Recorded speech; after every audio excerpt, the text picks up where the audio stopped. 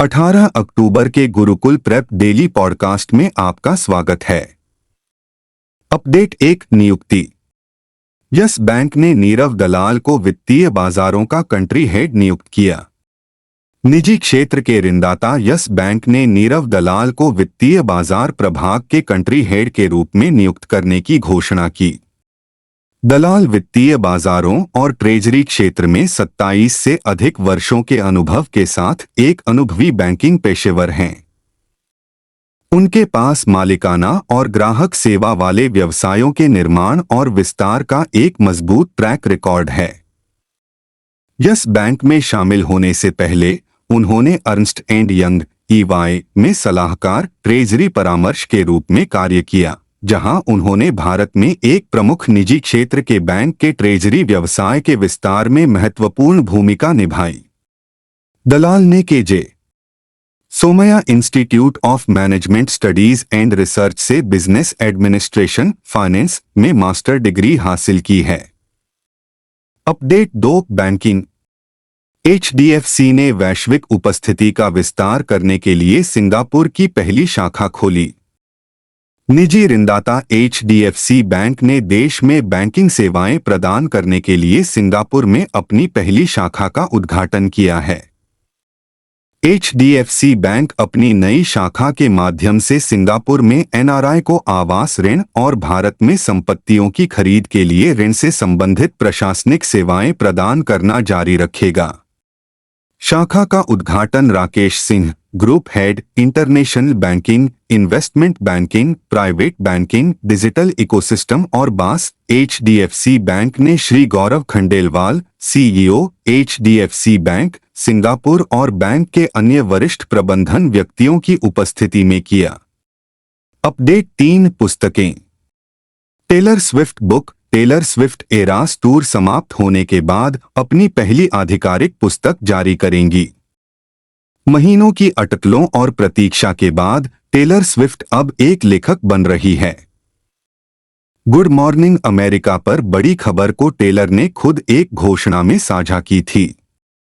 अपने प्रशंसकों को आश्चर्यचकित करते हुए गायिका गीतकार ने साझा किया कि वह दिसंबर 2024 में अपने एरास टूर के समाप्त होने के तुरंत बाद अपनी पहली आधिकारिक पुस्तक जारी करेंगी, जो उनके जीवन का सबसे चमत्कारिक दौरा है।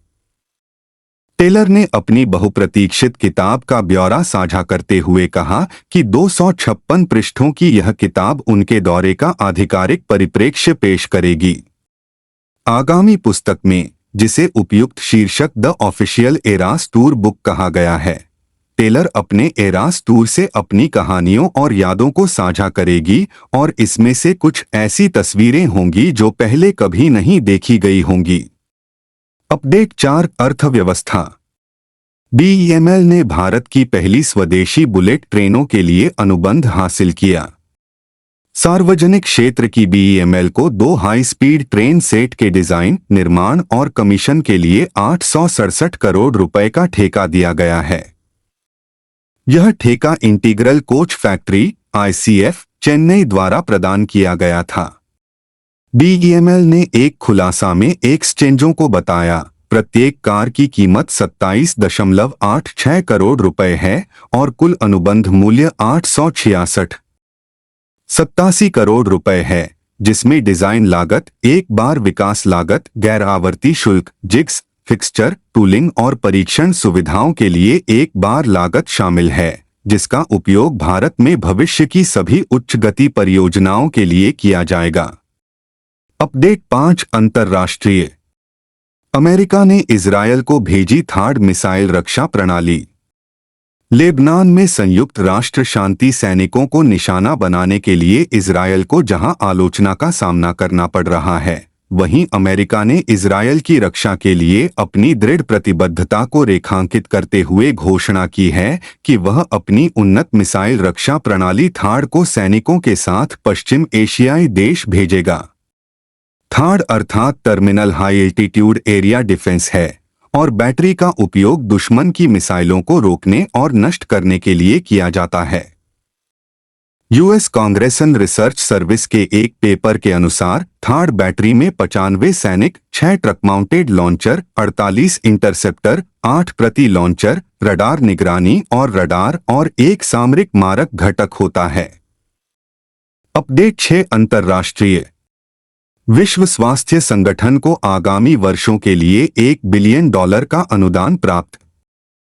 विश्व स्वास्थ्य संगठन WHO को 2025 से 28 तक फैले अपने अगले बजट के लिए $1 बिलियन प्रतिबद्धता प्राप्त हुई है।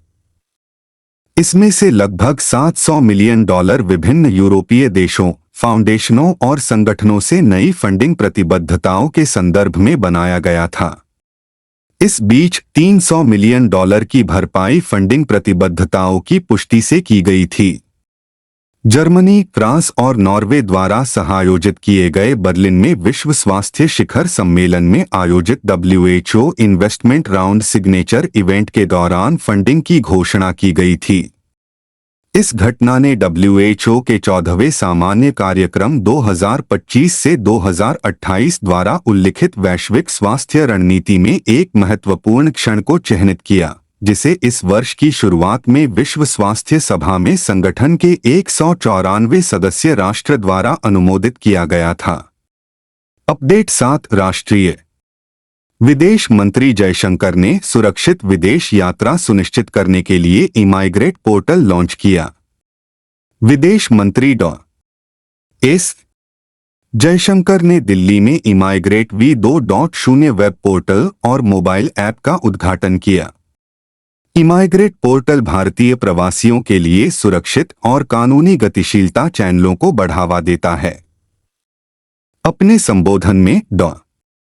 जयशंकर ने कहा कि इमाइग्रेट V2.0 पोर्टल का शुभारंभ भारतीयों के लिए सुरक्षित, पारदर्शी और समावेशी गतिशीलता बनाने के सरकार के प्रयासों का एक प्रमाण है।